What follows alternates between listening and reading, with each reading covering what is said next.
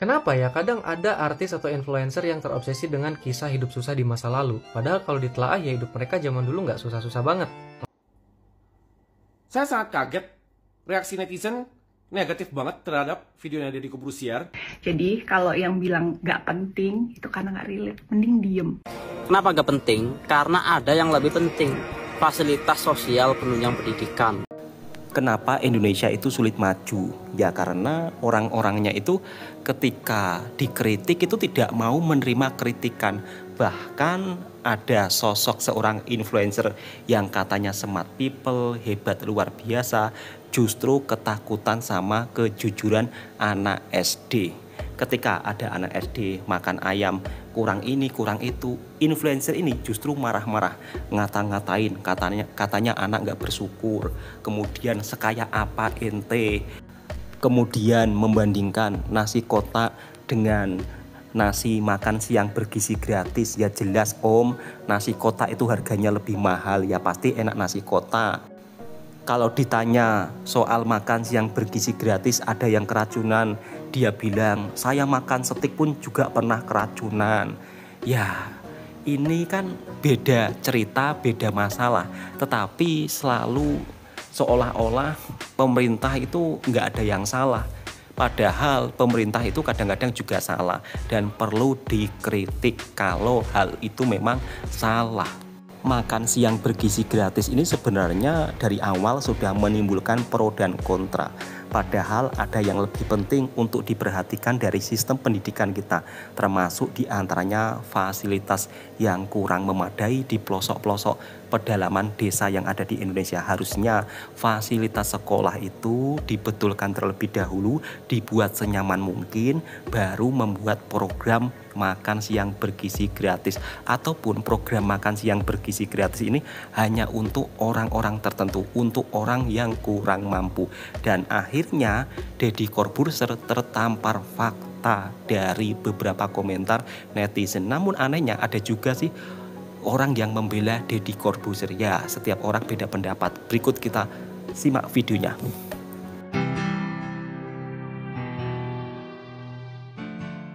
Deddy Corbuzier flexing keracunan steak hingga kena hujat netizen.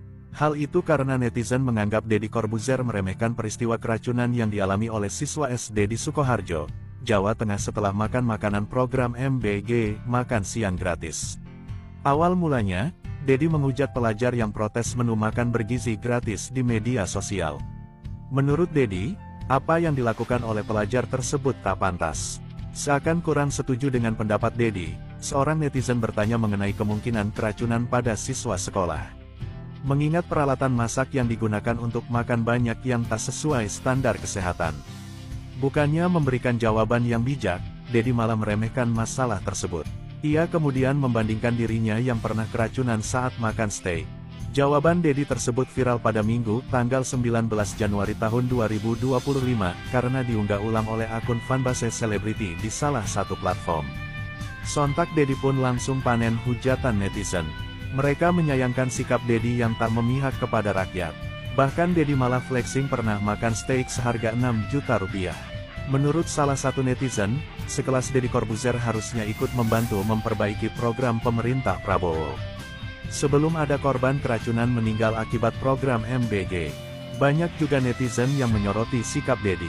Sebagai public figure, seharusnya tugas Deddy adalah memberikan edukasi dan dukungan kepada korban, bukannya malah flexing. Bukan itu saja, netizen juga menyoroti logika Deddy yang cacat. Steak yang Deddy konsumsi adalah makanan yang ia inginkan sendiri. Apabila pasca mengkonsumsi steak Deddy keracunan, hal tersebut harusnya bisa menjadi pertimbangan Deddy sendiri. Lain kasusnya dengan apa yang terjadi pada pelajar MBG. Program MBG ini menyediakan makanan yang bisa dikonsumsi oleh pelajar saat jam makan siang. Pilihan menu maupun peralatan makannya tak bisa pelajar tentukan sendiri. Dengan kata lain, apabila pelajar dan siswa mengalami keracunan, maka hal tersebut bukan keinginan mereka. Alih-alih flexing, netizen memberikan saran jawaban untuk Deddy. Misalnya dengan meminta pihak sekolah melakukan perbaikan atas penyelenggaran MBG.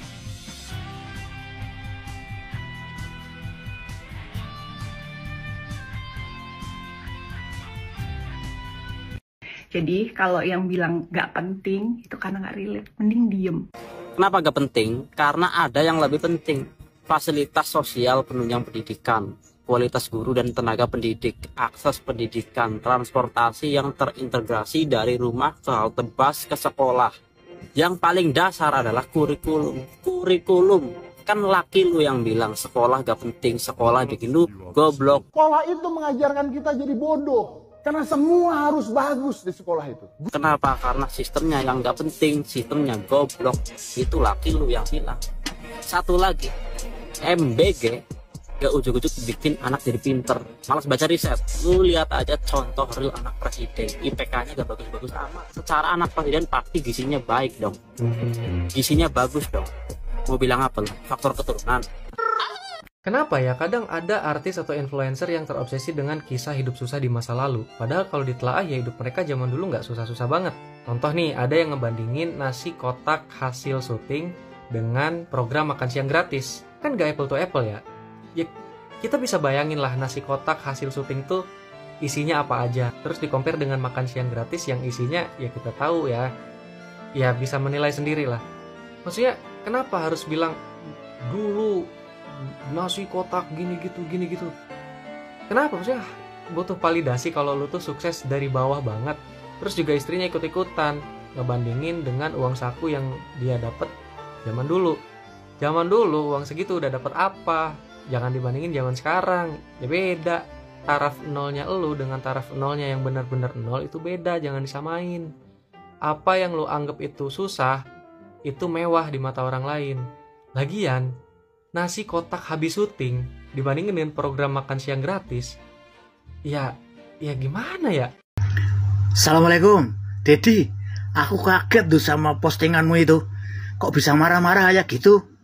Biasanya kamu itu lucu, anggun, podcastnya itu loh, close to the door gitu loh. Kok kemarin tuh kok aneh gitu loh. Nggak pakai baju lagi. Emangnya ada apa?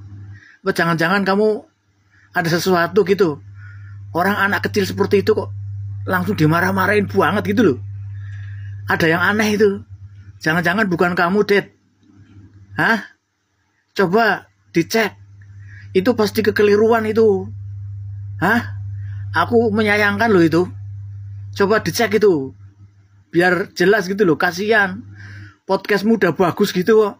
Aku tuh selalu mendukung. Cak jane loh.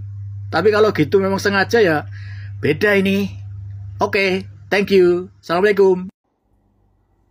Saya sangat kaget reaksi netizen negatif banget terhadap videonya Deddy Corbuzier yang mengomentari tentang anak kecil yang bilang bahwa ayam gorengnya kurang enak. Menurut saya videonya Deddy Corbuzier sangat berfaedah, sangat berguna, sangat bermanfaat pada masyarakat gitu. Apa salahnya Deddy Corbuzier marah kepada anak kecil yang tidak berterima kasih gitu ya? Sama sekali ini videonya tidak berbau politik menurut saya sih ya. Nggak ada dimensi tentang program Prabowo. Deddy Corbuzier lagi mengomentari anak kecil yang menerima makan siang gratis. Lalu anak kecil bilang ayam goreng kurang enak. Sebatas itu saja sih menurut saya sih. Di sana netizen salah kaprah gitu loh. Maksudnya gitu loh. Ini belum, jangan dibawa kemana-mana gitu loh. Ini cuma tentang anak kecil tidak berterima kasih kepada makan siang, ya makanan yang gratis diberikan kepada dia, dan ayam goreng gitu loh. Ayam goreng gitu loh. Dan juga ini bukan tentang sok kaya gimana gitu ya. Jadi gue bisa bilang gini, sekaya apa sih kamu gitu kan? Maksudnya jangan sok kaya gitu intinya kan. Tapi ini kan dia aplikasikan ke anaknya juga kan ya.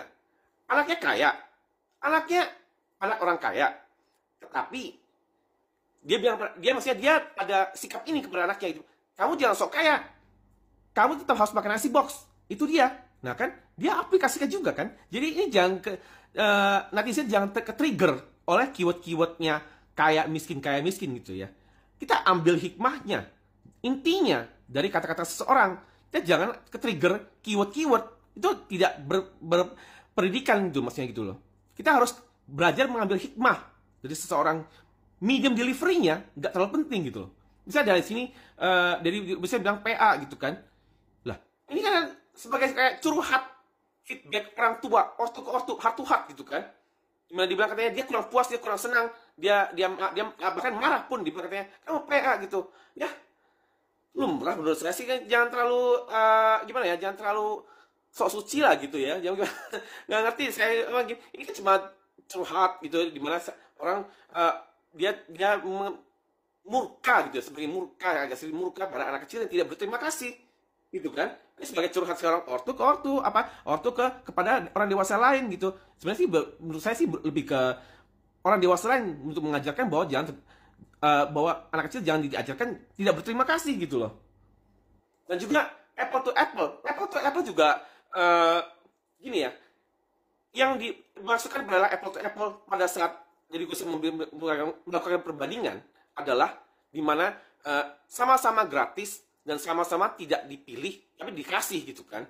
Saya tidak pilih, saya tidak meminta untuk kasih, tapi saya didapatkan, dan itu adalah dapatnya gratis. Itu yang dibandingkan di sini gitu loh. Dan ini sudah benar. Tapi kalau yang benar-benar apple to apple 100%, maka bandingkan juga konteksnya. Konteksnya apa?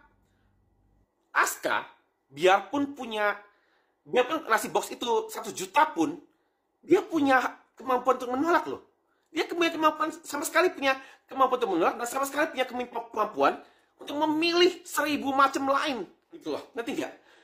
Dan di sana konteksnya, biarpun gimana pun, dia tetap harus makan gitu loh. Dan maka di sana itu, perbandingannya itu adalah menunjukkan bahwa nilai nggak penting di sini gitu loh. Nilai nggak penting di sini.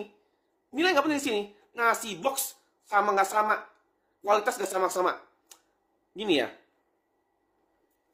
kualitas nasi box itu, biarpun apapun itu, Aska tetap punya pilihan. Itu maksudnya gitu. Itu kalau misalnya benar-benar bandingkan 100%, nggak mungkin bisa. Karena Aska punya pilihan 1000 macam. Tapi tetap dia harus makan itu. Gitu loh. Dan lalu kita main tentang sok kaya. Sok kaya apaan sok kaya? Sok kaya ini adalah diaplikasikan anaknya juga, gitu loh. Ngerti nggak? Ini lebih ke tahu diri daripada sok kaya. Mungkin dia menggunakan kata yang salah, kata berbeda gitu ya. Sok kaya ini adalah artinya, maknanya lebih ke tahu diri gitu loh. Karena anaknya itu kaya, dan dia tetap harus makan itu karena dia nggak boleh sok kaya, gitu loh. Sama aja. Jadi maksudnya ini juga diaplikasikan ke anaknya. Ini bukan menyinggung kaum miskin, menyinggung orang miskin yang lebih menyerang orang miskin gitu. Enggak. Ini diaplikasikan ke anaknya. Di iklim di mana kita harus mengharapkan semua orang punya etika dan adab, maka tahu diri juga harus kita promosikan gitu loh. Karena ini semua adalah etika, adab, tahu diri, semua ini adalah pertimbangan next level gitu ya.